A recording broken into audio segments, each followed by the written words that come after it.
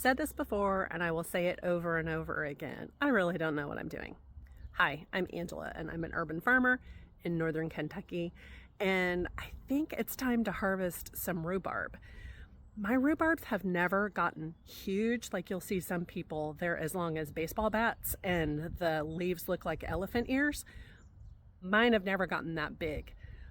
Basically, if I let mine go too long, they start to dry up, lose their color, all of that.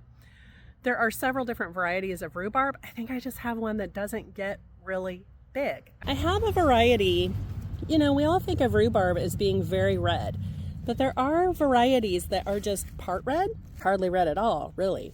Frame of reference, this is my hand. This is a long rhubarb.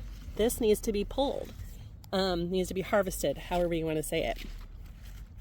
Some of the little ones are very red, but they still need to grow. So this is called the crown. This part that is down here, it's the root. Get a weed in there.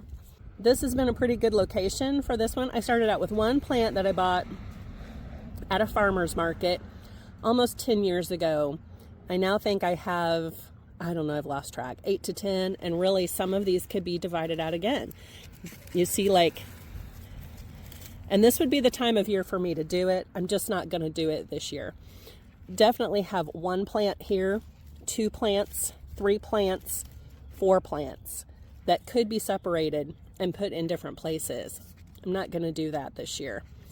I planted just one crown here 2 or 3 years ago now, and we're up to 4. That's just what rhubarb does. So I don't want to only grow rhubarb. I'm not going to separate it out this year. But I'm going to show you how to harvest rhubarb really quick. If I do end up transplanting some, I'll show you how to do that too. Now right here, I had a flower coming up. See, look, that wants to flower.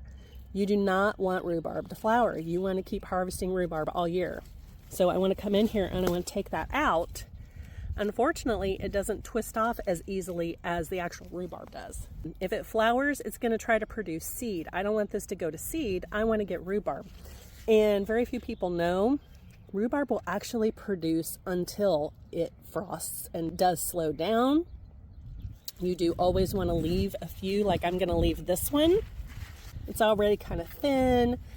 It's kind of dried out. It was probably one of the first ones to come up. It's not going to be a really great rhubarb. I'm just going to let that go. It's normal thing. That helps feed the root system. This is a really good one. It's straight. It's tall. The leaf really isn't as big as it could get, but it's pretty big. You never want to cut rhubarb because now this concerns me, but I don't know how else to get rid of the flower. If you cut rhubarb, you run the risk of water getting down in there and rotting out your root. So you just want to come down as low as you can, give it a twist.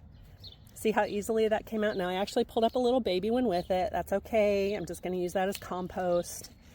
It's not going to hurt anything.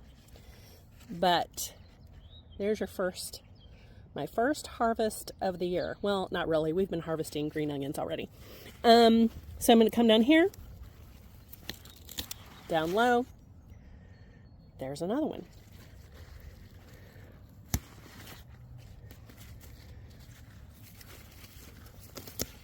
And I'm just going to let the rest of these continue to grow. Got 5 really good stalks of rhubarb. Look how big these leaves are. I looked up, what can you do with these leaves? You don't really want to compost them the first year. If you're going to not use your compost for 2 years, yes, it will break down enough. Never feed them to animals. Very toxic to animals, can cause kidney problems just like they do in us. But I have actually used these to smother weeds. Really great. And I've used them almost like stepping stones in my beds too. So look, this one is so much wider, but it's shorter. Okay, so I got down as low as I could. I really ripped that more than I wanted to. This one also, okay, I'm gonna kind of get down in there, tug and twist. I don't know why these are so much bigger. Now that one's really straight, and there, that's a good way to harvest right there. Come down, trying to twist. You're trying to get this part of it with it. There was a lot on here. Okay. Oops. I accidentally pulled it. That's a bigger baby one. I will harvest that one, but I did not mean to get it. That plant is right in the sun, so it had a lot on it. And I can already tell these are going to be skinnier and longer. I do not know what makes the difference. But okay, this would be easier. Try to get way down in there and pull and twist. If this little thing comes off with it at the same time that's coming off of the root, that's exactly what you want. Have I ever pulled the whole thing up before? Absolutely. And I think that was trying to. Again, I started with one plant here just a few years. Look, I accidentally just pulled up the whole thing. That's okay. I got them all. Little sitting in the sun here. But I'm going to take all of the leaves off. Just a few days until Resurrection Sunday. We'll definitely be having something with rhubarb.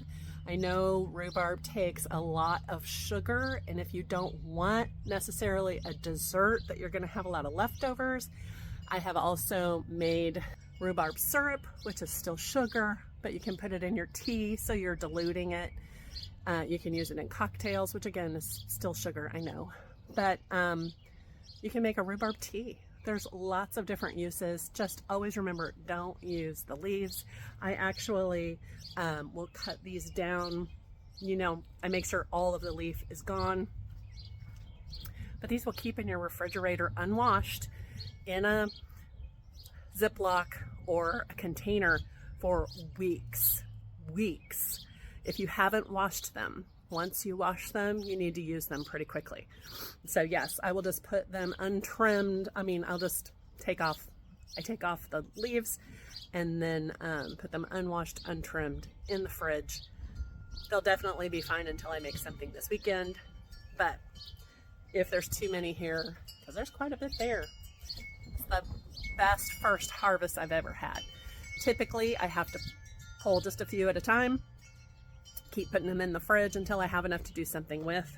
But I don't know, I might even be able to make some rhubarb jam and then some homemade biscuits or something for Resurrection Sunday.